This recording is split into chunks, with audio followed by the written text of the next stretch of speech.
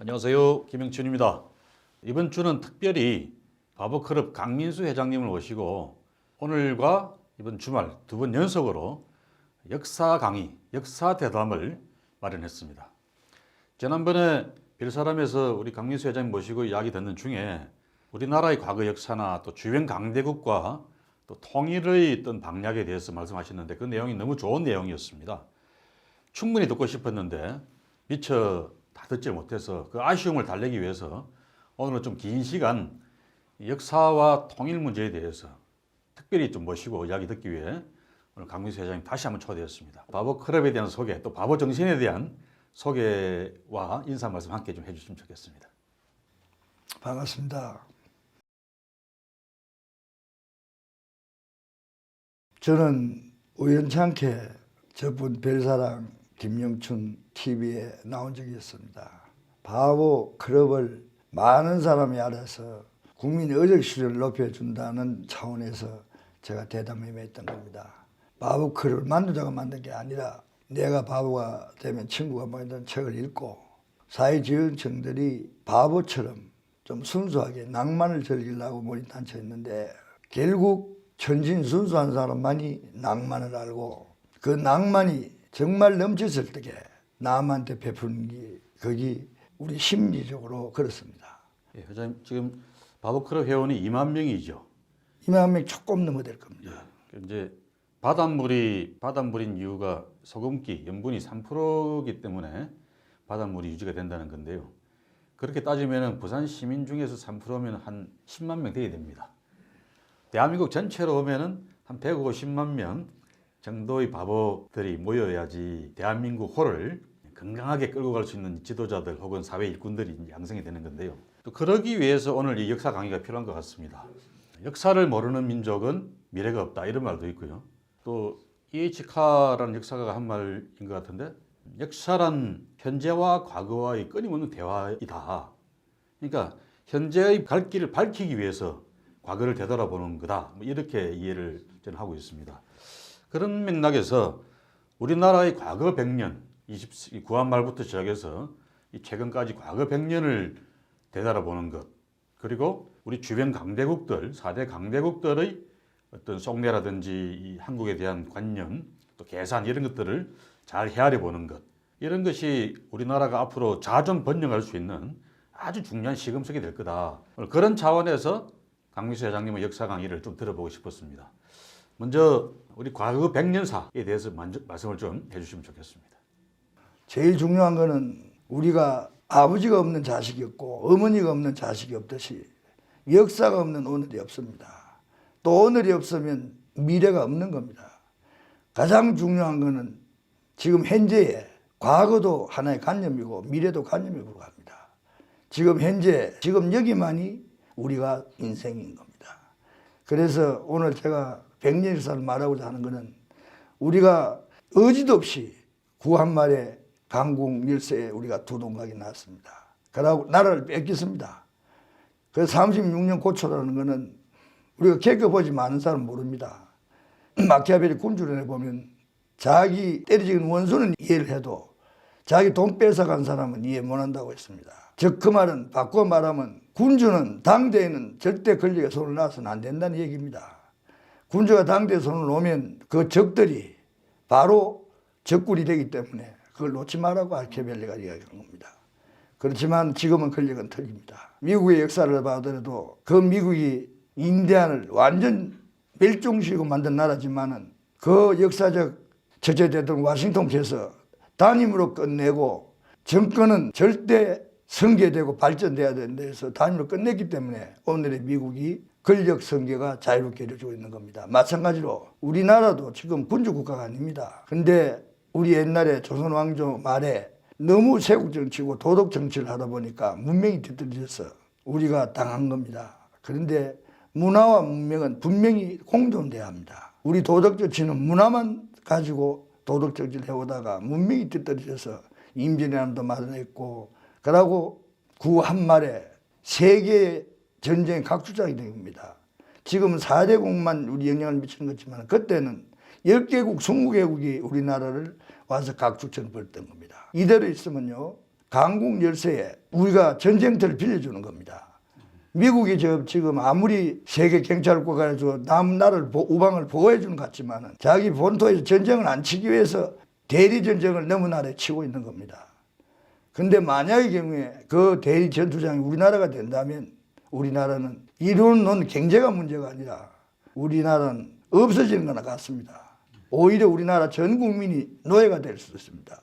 그러고 또 현실적으로 살아남을 사람이 몇 사람 되겠습니까? 가장 중요한 거는 정치가들 욕을만 하고 있는데 그 정책을 누가 뽑습니까? 국민이 뽑습니다. 국민이 어시 깨어나지 않으면요, 정치인이 옳은 정치 지도자를 뽑을 수가 없습니다. 그런데 정치인만 요구할 게 아니라 내가 스스로 하나하나가 깨어나야 우리가 올바른 지도자를 모시는 겁니다. 그래서 그 지도자가 바로 국민 수준입니다. 국민 우리 수준이 똑같은 정책을 뽑아놓고 욕한다는 것은 자기 회피입니다. 그래서 젊은 여러분들은요, 분명히 알아야 될 것은 태어나지 않을 때부터 역사는 진행되어 왔기 때문에 지금 지난 100년 역사는 100년을 산 사람도 알까 말까 한 건데 어찌 100년 역사를 몸으로 체득했겠습니까? 근데 저는 이게 하늘의 뜻인지 저의 의지인지는 모르지만은 제가 역사책과 세계 위인 전집을 그 어린 나이에 궁금해서 뒤다보면서 하나 느낀 사명이 우리가 자기를 반성하는 것도 중요하지만요, 자기가 만약 지도자 꿈이 있다면요, 분명히 역사를 알아야 됩니다. 그러고 우리나라 역사만 가지고 세국 정치하듯이 하면 안 되고요, 세계 역사도 알아야 합니다. 그런데 우리가 분단된 조국을 어떻게 끌고 나갈 것인지 이걸 젊은 여러분들이 하도를 가지고 생각하기 위해서 여러분들 하도를 주기 위해서 나온 겁니다. 여러분들한테 제가 역사 강의를 하러 나왔다기보다는 여러분들이 어떤 하도를 가지고 살아야 깨달음이 오겠는지 그걸 오늘 이야기하러 나온 겁니다. 회장님, 혹시 구한말 시대나 또 일제 식민지 시절 이런 과정에 대해서 좀 보탤 말씀은 없으십니까? 구한말에 강대국의 각축장이 우리나라 된 것은 원래 중국의 저 큰 중원이 지배를 누가 지배하든 우리는 속국으로 전락했습니다. 황제는 칭호를 써본 지가 고려 때밖에 없습니다. 그래서 조선 왕조는 태어나서 중국 중원의 황제가 칙서를 내려줘야 왕의 인정을 받았습니다. 유럽에는 교황의 인정을 받아야 왕이 되듯이 결국은 유럽의 그 교황도 예수 제자들이 만든 바티칸입니다. 중세기에는 교황이 왕보다 그 등 권력을 쥐고 있습니다. 그게 전부 정신이고 사상입니다. 우리 젊은이들이 잘 먹고 잘 크고 그냥 건강하고 부잣집 애들은 놀면서 살아도 그걸 금수저라고, 못 사는 애들은 현실에 밀리니까 흙수저라고 하고 상대적 빈곤을 느끼기도 합니다. 그런데 자기 존재 가치를 정말 알고 있으면 돈이 좀 더 있고 덜 있고 부모가 있고 그거 아니라 내 소명이 뭐인 줄 안다면 정말로 자기 가치는 굉장한 겁니다. 저는 여러분들한테 100년 역사를 꼭 얘기하기 전에 혼이 얼마나 중요하다는 걸 여러분들한테 스스로 깨치도록 만듭니다. 스승은 말입니다. 나는 예수의 제자지만은 원래 성자들이 공부를 했습니까? 뭘 했습니까? 자기가 스스로 깨친 걸 말하고 설했을 뿐인데 그 제자들이 만들어서 그분을 절대 띄어내면 안 되도록 만들었습니다. 쉽게 말하면 개신교든 가톨릭이든 간에 예수의 이름으로 기도해야 되고 예수를 통하지 않으면 천국에 못 간다고 가르치고 있습니다. 그런데 서성은 그런 게 아닙니다.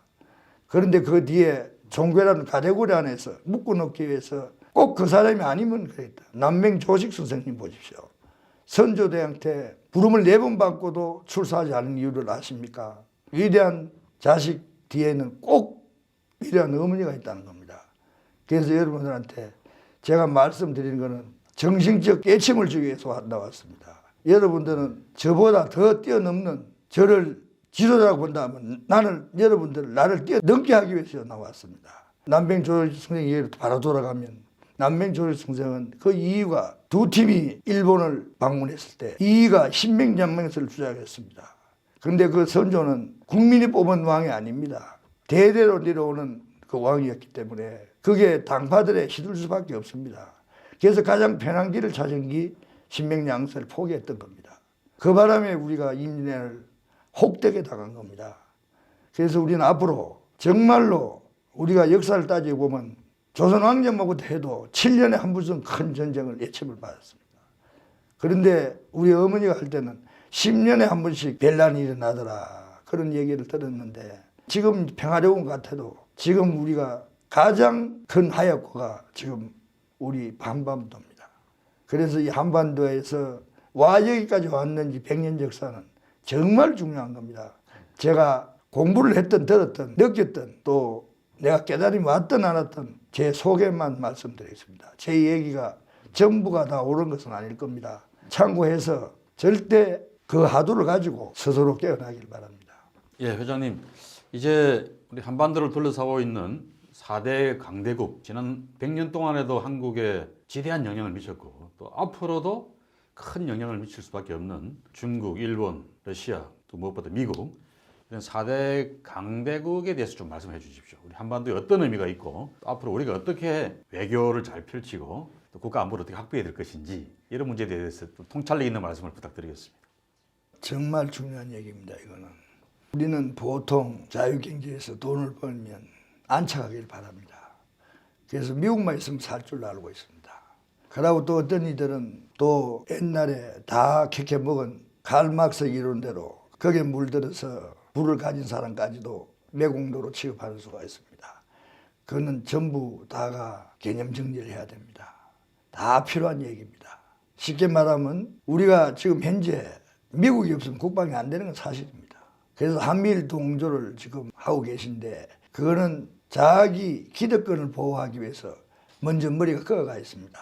그런데 좌파들은 지금 단장 그래도 중국이 사회주의로 남아있고 아직까지도 386 세대들이 주사파의 김일성 주체사장이죠. 그러고 지금 동국 유럽권이나 소련이나 지금 다 망하고 있습니다. 그런데 먼저 중국부터 말씀드리겠습니다. 중국이 저 큰 대륙이 항상 점령을 왕권들이 점령해가지고 그 왕권이 무너진 게 바로 무너뜨리고 혁명을 세운 게 장개석 총통입니다. 국민당이 중국 중원을 민주화시켜서 만들어 놓은 게 바로 장개석 인물입니다. 그런데 그때 그 시절에 홍콩을 영국 전쟁에서 아편전에 지고 홍콩이 빼앗겼습니다. 그래서 홍콩이 많은 유럽 문물이 들어와서 중국과 다른 벨 세계를 만들고 있을 때 그때 모 대통령이라는 걸쭉한 인물이 나타납니다. 한 손에는 중화사상사를 들고 한 손에는 칼막스 이론을 들고 유세를 합니다. 유세를 아무리 해도 홍콩인들만 가지고는 중원을 넘어다 볼 수 없다는 걸 깨닫고 그 사상으로 묻어된 정의 20여 명이 열고 그 만주 기태에서 중원의 중심의 가장 끝에서 우리나라 바로 위에 만주에서 팔로울이라는 군대를 만듭니다. 그 팔로울 군대가 장개석 700만의 군대하고 싸움을 겁니다. 이거는 만번을 생각해서 치는 전쟁입니다. 그런데 모택동이라는 인물이 걸쭉한 인물입니다. 그 정예병을 게릴라 전쟁으로 시작합니다. 그래서 한 명의 장개석 군대가 팔로울을 잡으면 그 자리에서 목을 칩니다. 그런데 웃자다가 장개석 군대를 한 명을 잡으면 극진이 대접해서 중화사상과 칼막스 이론을 집어였습니다. 그래가지고 다 되다 싶으면 도로 풀어줘서 보냅니다. 그래서 기하급수로 늘어난 게 완전 무장한 700만의 모택동 군대를 전부 흡수합니다. 그래서 중원의 주인이 모택동이 된 겁니다. 장제석은 할 수 없이 자기 정예 부대만 이끌고 그 작은 대만이라는 섬으로 피시를 갈 때 방어책으로 중국의 그 많은 보물을 싣고 떠납니다. 그렇지만은 모택동도 굉장한 걸출한 인물이죠. 그 보물을 살리기 위해서 장제석을 그냥 돌려버립니다. 그래서 대만에 안착해가지고 총통을 시작하면서 대만에서는 사실은 그 중원에 장제석이 오니까 100분 환영하죠. 그 지도자가 오니까. 그래서 거기서 기강을 잡고 정권을 쥐고 총통이 됩니다. 기강을 잡기 위해서 자기 손 아픈 며느리까지 체해가면서 기강을 잡습니다. 그런데 지금 그 모택동이가 정말 세계에서 가장 큰 대륙을 지배한 위대한 지도자였습니다. 그래서 칼막스 이론대로 전부를 재산을 공유합니다. 모택동이 사상에 반한 사람들 열심히 일을 하고 했죠. 날이 갈수록 사람의 욕구가 다 다른데 어찌 똑같은 분배를 해가 되겠느냐 싶어서 불만이 일어납니다. 문화혁명도 일어나고 하여튼 그런 사건이 일어났을 때 등소평이라는 인물이 나타납니다. 몸을 숙이다가 개우 어떻게 해서 적을 잡습니다. 그런데 덩소팽이는 나름대로 절대 자유시장 경제가 성립 안 되고 난 문화나 문명이나 부국 강령이 될 수 없다는 걸 덩소팽이는 안 부립니다. 그분이 특구를 만들어서 지금 다 개방도 안 됐습니다. 일부 개방만 돼도 지금 경제 대국 2위로 선 나라가 지금의 중국입니다.